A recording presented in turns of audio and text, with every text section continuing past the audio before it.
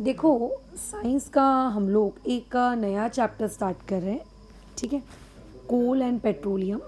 तो आज का हमारा जो सेक्शन बेसिकली रहेगा वो अलग अलग प्रकार के रिसोर्सेज के बारे में स्टडी करने का रहेगा। ठीक है, कि कौन से प्रकार के रिसोर्सेज हमारे आजू बाजू पाए जाते हैं, राइट। और उसके अलावा उनको ऐसा क्यों क्लासिफाई किया गया है। तो देखो, सबसे ज़रूरी चीज़ ये कि हमारे एनवायरनमेंट में जो भी रिसोर्सेज हैं उनको ब्रॉडली सबसे पहले तो दो चीज़ों में क्लासिफाई किया जाता है। अच्छा, अब जब बात आती है रिसोर्सेज की तो हम लोग क्लासिफिकेशन की बात कर रहे हैं नेचुरल रिसोर्सेज की। ठीक है, किसी भी ऐसे रिसोर्स की नहीं जो मैन मेड है, राइट। मैन मेड वालों की क्लासिफिकेशन की बात यहाँ हो ही नहीं रही है।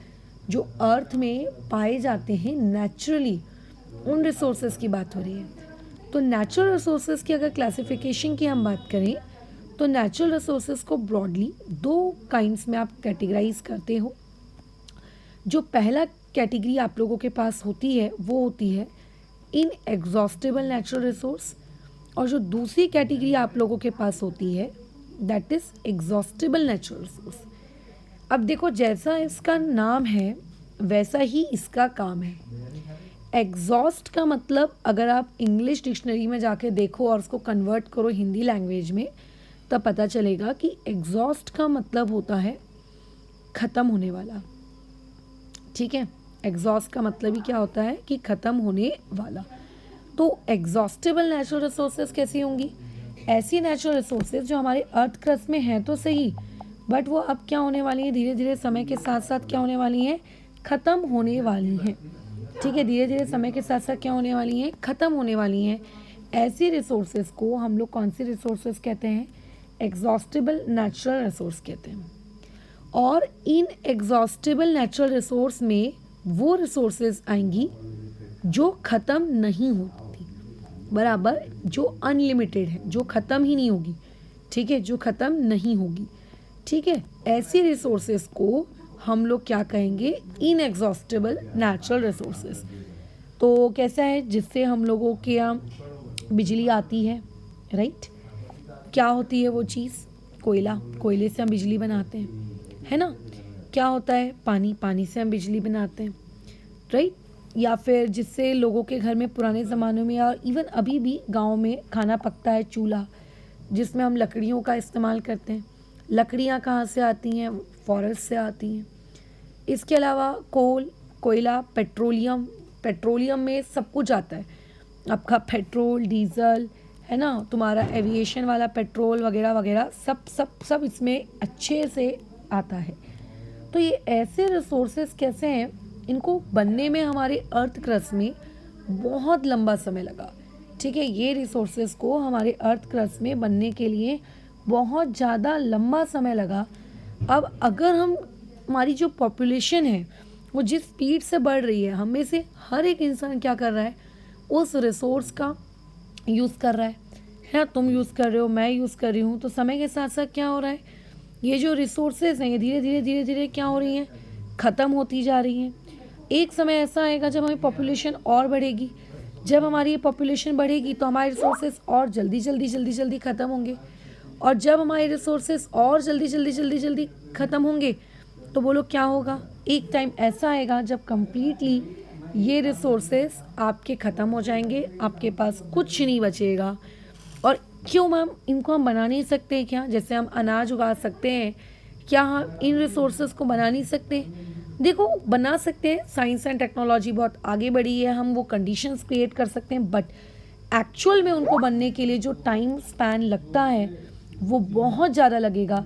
हो सकता है इतने करोड़ साल लग जाए ख़त्म होने के बाद, या अभी से भी अगर तुमने बनाना शुरू किया तो बनने में इतने करोड़ साल लग जाएं कि तब तक हो सकता है मानव सभ्यता इसको भूल भी जाए कि ऐसे भी कोई रिसोर्सेज थे। सो आपके जो फॉरेस्ट होते हैं, वाइल्ड लाइफ होती हैं, मिनरल्स होते हैं, कोल, पेट्रोलियम, नेचुरल गैस, ऐसी चीज़ें किस में आती हैं? एग्जॉस्टेबल में आती हैं। वाइल्ड लाइफ को भी एग्जॉस्टेबल कहते हैं कि अगर मान लेते हैं वो पर्टिकुलर वाइल्ड लाइफ रिप्रोडक्शन ही नहीं करेगी, है ना। अगर वो वाइल्ड लाइफ को अपन शिकार के नाम पे मारेंगे, राइट, तो धीरे धीरे उनकी जो क्वांटिटी है वो क्या होगी, कम होगी। ऐसा नहीं हुआ है कि अपन उनको ख़त्म करने के पीछे पड़ गए या वो खुद को ख़त्म करने के पीछे पड़ गए। हम ऐसी कुछ एक्टिविटीज़ कर रहे हैं जिनकी वजह से धीरे धीरे वो मर रहे हैं, उनकी क्वांटिटी क्या होती जा रही है, कम होती जा रही है, ठीक है। तो इसीलिए वाइल्ड लाइफ भी आपके कॉन्सेप्ट्स में आएगी एग्जॉस्टिबल में। पेड़ वो भी खुद को रिप्रोड्यूस कर सकते हैं, है ना, लेकिन स्टिल उनको एग्जॉस्टिबल कहा जाता है। क्यों? क्योंकि जिस स्पीड से हम उन्हें काट रहे हैं उतनी स्पीड से पेड़ नहीं उगते हैं फिर। तो therefore these are considered as exhaustible natural resources. अब इसका डिफाइन है, डिफाइन में आपके पास क्या है कि ऐसे रिसोर्सेज नेचर में जो बहुत ही लिमिटेड हैं और हमारे यूसेज की वजह से एक लिमिटेड समय के बाद अगर वो ख़त्म हो जाएंगे तो उनको बेसिकली हम लोग कौन से रिसोर्सेज कहते हैं, एग्जॉस्टिबल रिसोर्सेज कहते हैं, है ना। तो पेपर में आपके टीचर्स इससे आपके क्वेश्चन क्रिएट कर सकते हैं कि डिफाइन एग्जॉस्टिबल नेचुरल रिसोर्सेज, और उसके बाद अगर तुम डिफाइन करोगे तो पहला पॉइंट डिफाइन में ये लिखोगे जो मैंने मार्किंग की है, और दूसरा पॉइंट डिफाइन में एग्जाम्पल भी लिखोगे। जब भी आप कोई भी डिफाइन लिखें हमेशा कोशिश करें उसके साथ क्या करने की, एग्जाम्पल्स लिखने की। अच्छा लगता है ना, फीलिंग अच्छी आती है।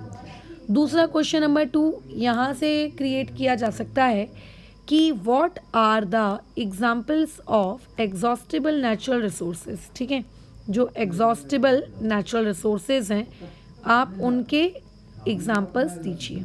ये इस तरीके का क्वेश्चन आ सकता है ना। सिमिलरली अब अपन आते हैं इनएग्जॉस्टिबल नेचुरल रिसोर्सेज में। तो अगर इनएग्जॉस्टिबल नेचुरल रिसोर्सेज की बात करें तो ऐसे रिसोर्स ऑब्वियस है कि उसका अपोजिट, ठीक है, उसका अपोजिट जो हमारे नेचर में इतनी ज़्यादा क्वांटिटी में मौजूद हैं, ठीक है, और हमें नहीं लगता कि अगर कोई बहुत बड़ा कांड ना हो जाए यूनिवर्स में, ठीक है, कोई बहुत बड़ा कांड ना हो जाए यूनिवर्स में, तब तक ये चीज़ें आप लोगों की ख़त्म होंगी। जैसे सनलाइट है, तो सनलाइट वाली चीज़ कैसा है, तब तक हमारे साथ बनी रहेगी, है ना, जब तक ये आपकी यूनिवर्स में क्या कहते हैं, मिल्की वे गैलेक्सी में हमारे पृथ्वी का अस्तित्व है।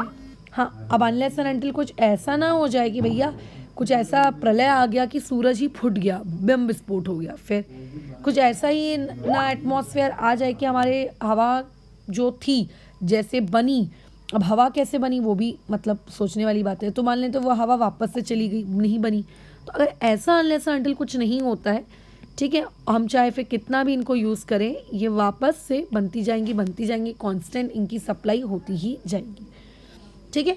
तो यहाँ से क्वेश्चन नंबर 3 जो पूछा जा सकता है वो ये हो सकता है कि डिफाइन इनएग्जॉस्टिबल, ठीक है, नेचुरल रिसोर्स। तो इसमें अपना आंसर लिखोगे पहले पॉइंट में ये ग्रीन कलर की मार्किंग जो मैंने लिख कर दी है, ठीक है, और उसके बाद दूसरा वाला पॉइंट इसमें जो लिखोगे वो लिखोगे ये एग्जाम्पल, ये सनलाइट एंड एयर। और अलग से क्वेश्चन नंबर 4 तुमको यहाँ से पूछा जा सकता है कि गिव एग्जाम्पल्स, ठीक है, ऑफ इनएग्जॉस्टिबल नेचुरल रिसोर्सेज। तो सनलाइट और एयर, ये 2 चीज़ें आपको लिखनी है, ठीक है। तो इस तरीके से कोल एंड पेट्रोलियम वाले चैप्टर की हमने स्टार्टिंग ही क्या की कि नेचुरल रिसोर्सेज के 2 ब्रॉड क्लासिफिकेशन है। इन 2 ब्रॉड क्लासिफिकेशंस को हमने पढ़ा और इनको देखा, ठीक है। अच्छा, अब आगे बढ़ते हैं। आगे तो खैर एक एक्टिविटी दी हुई है कि आप कुछ लाओ, डिवाइड करो स्टूडेंट्स में वगैरह वगैरह। तो अब खैर हम इस एक्टिविटी में नहीं पढ़ रहे, हम आगे बढ़ते हैं। आगे देख लेते हैं कि कुछ और ऐसी चीज़ मिल रही है पढ़ने लायक तो ठीक। तो क्या बोला गया है देखो आगे। हाँ, इसमें ये बताया गया है कि इस चैप्टर में हम लोगों का जो प्राइम फोकस रहेगा, ठीक है, इस में हमारा जो प्राइम फोकस रहेगा वो एग्जॉस्टिबल नेचुरल रिसोर्सेज पे रहेगा, जैसे कि कोल, जैसे कि पेट्रोलियम, खैर बहुत ज़्यादा हाई प्राइस हो चुके हैं उनके, और नेचुरल गैसेस, इनके बारे में। क्योंकि इनको बनाया कैसे गया है, जब हमारे धरती के अंदर बहुत सालों तक अलग टेम्परेचर पे, अलग प्रेशर पर कोई डेड ऑर्गेनिज्म या कोई डेड लिविंग थिंग पड़ी रही है ना, तो इन चीज़ों से बेसिकली आपका कोल बना है, आपका पेट्रोलियम बना है। अब वो आपको अगर वापस से क्रिएट करना है तो वही एम्बिएंट कंडीशंस, उतना टेम्परेचर, उतना प्रेशर आप कहाँ से लाओगे, ठीक है। आप वैसा डेड एनिमल्स ज़मीन के अंदर कैसे जाएंगे, कैसे फॉसिल्स, क्योंकि फॉसिल्स 1 साल, 10 साल, 100 साल में क्रिएट नहीं होते, उन्हें टाइम लगता है, उन्हें करोड़ों साल लग जाते हैं, फिर जाके फॉसिल्स आपके क्या होते हैं, क्रिएट होते हैं। तो ये जो है आपके चैप्टर की हेडिंग कोल एंड पेट्रोलियम, इसमें जो ये कोल है और उसमें जो ये पेट्रोलियम है, ये आप लोगों के क्या है, फॉसिल फ्यूल्स हैं, राइट। ये आप लोगों के क्या है, फॉसिल फ्यूल्स हैं। तो एक क्वेश्चन नंबर 5 यहाँ से ऐसा भी क्रिएट किया जा सकता है कि give examples of fossil fuels, fossil fuels के एग्जाम्पल दीजिए। तो यहाँ पे अपना आंसर लिखना कोल, पेट्रोलियम एंड नेचुरल गैस, ठीक है। दूसरा क्वेश्चन नंबर 6 यहाँ से ये पूछा जा सकता है कि वाई कोल, मैं शॉर्ट फॉर्म में लिखूंगी, आप पूरा लिखेंगे, petroleum and natural gas are called fossil fuel, इन्हें फॉसिल फ्यूल्स क्यों कहते हैं, एक ये आ सकता है ना। तब अपना आंसर क्या लिखोगे कि these were formed from the dead remains of living organism, so these all are known as fossil fuels. एक क्वेश्चन ये आ सकता है, ठीक है। अच्छा, और उसके अलावा एक क्वेश्चन और यहाँ से पूछा जा सकता है, what are fossils, right. Fossils को डिफाइन करिए कि फॉसिल्स क्या होता है। तो मैं अभी पिंक कलर से मार्किंग कर रही हूँ, सिर्फ उतना लिखना है तुम्हें।